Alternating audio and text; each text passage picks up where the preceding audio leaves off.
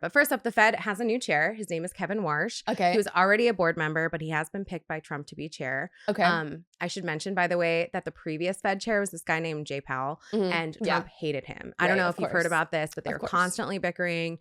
Trump launched this whole investigation into him after going over on the Fed renovation of a building. It was a whole thing. Anyway, so Warsh wants to make some changes to the Fed. He made his first press conference this week. He wants to say less, meaning previous chairs have sort of signaled a lot of things, have had longer meetings, tee up their thoughts ahead of Fed meetings, etc. But Warsh thinks that generates too much noise and prefers what he's calling a family fight, aka like robust internal debate without notifying the press or anyone else. Oh, that'd be so nice. I know, right? Okay, so and he also wants to change the way inflation is measured. And this is kind of like in the weeds, but basically he wants to rely on more trimmed inflation measures that filter out some of the largest price swings. Okay. And he says that might give us a more clear picture of the underlying general inflation rather than their preferred gauge, which includes some of the like biggest outlying numbers, which can affect the median.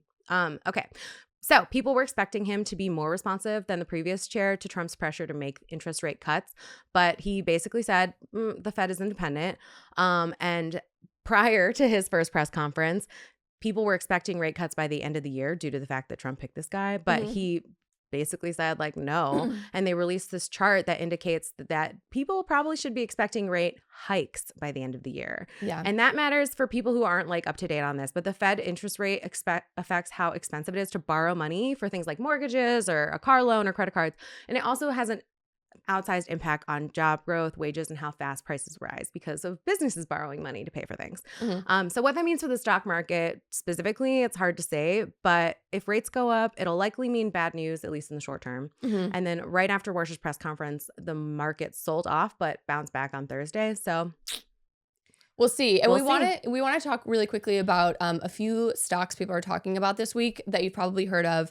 Micron is a big one. Marvell is a big one. ASML, which makes those machine chips. Those chips. It makes the machines that build the chips. Yeah. And then Marvell and Micron, those are the ones that make the chips. Right, exactly. And so like basically the through line of this is that the AI data center build out is still like happening. It's still the AI spending spree. It's not slowing down. And so all of the chips and the ASML people, and also, other hyperscalers like Amazon, Google, Microsoft, they are all still doing well because they're building out this infrastructure to support an AI future. Yeah. So if you think about it, it's like a housing boom, before anyone can move into a new neighborhood, you got to build the plumbing. Totally. Yeah. And a lot of people have also been talking about investing in the companies that are getting government contracts, which I think is really interesting. Yeah. And like an interesting way to like, track those businesses. People have been making a lot of money doing that. Oh, so that's really interesting. Yeah. But it's also incredibly risky because it's like,